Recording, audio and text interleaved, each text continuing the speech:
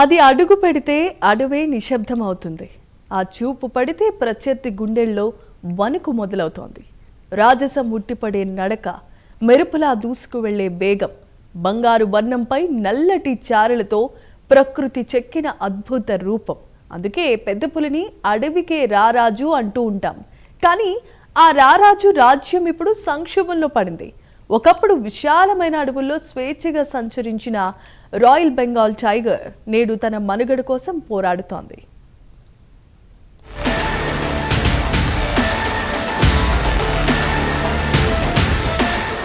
కోట్ల సంవత్సరాల పరిణామ క్రమంలో ప్రకృతిలో అత్యంత శక్తివంతమైన వేటగాడిగా ఎదిగిన జీవి పెద్దపులి. ఒకప్పుడు భారత అడవుల్లో లక్షలకు పైగా పులులు సంచరించేవని చరిత్ర చెబుతోంది. అయితే బ్రిటిష్ పాలనలో వేట రాజసం ప్రతిష్టకు ప్రతీకగా మారడంతో ఈ అడవి జీవి ఉనికి ప్రమాదంలో పడింది.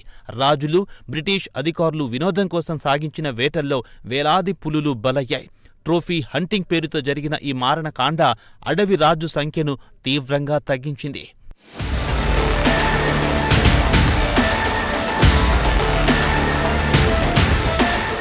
1911లో బ్రిటన్ చక్రవర్తి కింగ్ జార్జ్ V భారత పర్యటన సందర్భంగా నేపాల్లోని చిత్వాన్ అడవుల్లో భారీ వేట నిర్వహించారు. వందలాది వన్యప్రాణులు ఆ వేటలో నేలకొరగాయి. హైదరాబాద్లో నిజాం పాలనలోనూ దక్కన్ అడవుల్లో షికార్ సంస్కృతి కొనసాగింది. అమ్రాబాద్, నల్లమల ప్రాంతాలు వేటకు కేంద్రాలుగా మారాయి. ఒకప్పుడు అడవికి అధిపతిగా ఉన్న పులిని చంపేందుకు ప్రోత్సాహకాలు ప్రకటించే స్థాయికి పరిస్థితులు దిగజారాయి. మనిషి ప్రతిష్ఠ కోసం సాగించిన వేట ప్రకృతి సమతుల్యతను దెబ్బతీసింది.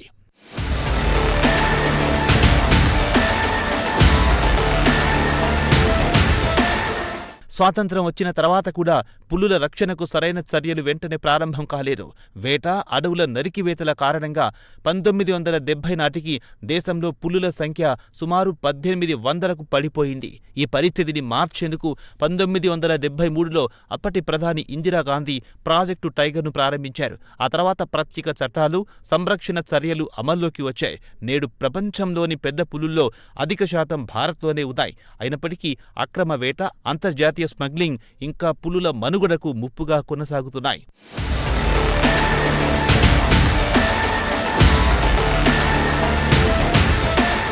పులి సహజంగా మనిషిపై దాడి చేసే జంతువు కాదు. తన పరిధిలో ప్రశాంతంగా జీవించే స్వభావం కలిగిన వన్యప్రాణి. ఆకలి తీర్చుకోవడం కోసం మాత్రమే వేటాడుతుంది.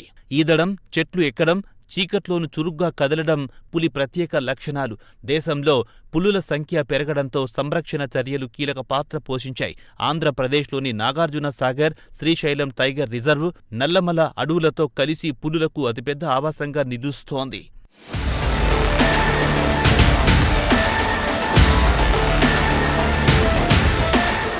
నల్లమల అడవులు ఒకప్పుడు వేల చదరపు కిలోమీటర్ల మేర విస్తరించి ఉండేవి. కానీ జనాభా పెరుగుదల, మానవ అవసరాల కారణంగా అడవి విస్తీర్ణం తగ్గిపోయింది.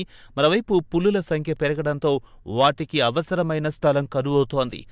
ఆధిపత్యం కోసం, కొత్త ఆవాసాల కోసం పులులు తమ పరిధులను దాటి ప్రయాణిస్తున్నాయి. శ్రీశైలం నుంచి కడప, లంకమల, శేషాచలం అడవుల వైపు వాటి కదలికలు పెరగడానికి ఇదే ప్రధానమైన కారణం. ఈ సమస్యలకు పరిష్కారంగా టైగర్ కారిడార్ల అభివృద్ధిపై అధికారులు దృష్టి పెడుతున్నారు.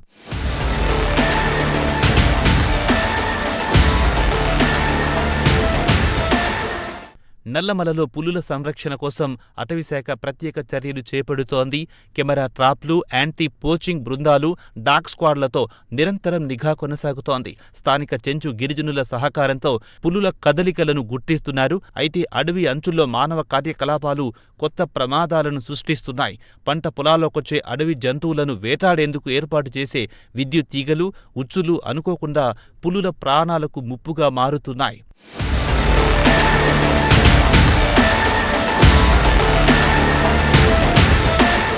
గంటకు 65 కిలోమీటర్ల వేగంతో పరిగెత్తగల శక్తి, ప్రకృతిలో అగ్రస్థానంలో నిలిచే సామర్థ్యం ఉన్నప్పటికీ నేడు పెద్ద పులికి సొంత నివాసమే సమస్యగా మారింది.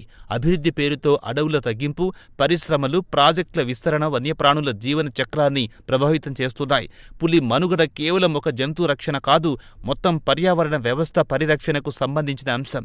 అడవులు నిలిస్తేనే పులులు బతుకుతాయి. పులులు ఉంటేనే ప్రకృతి సమతుల్యత కొనసాగుతుంది. అడవి రాజును కాపాడుకోవడం అంటే మన భవిష్యత్తును కాపాడుకోవడమే.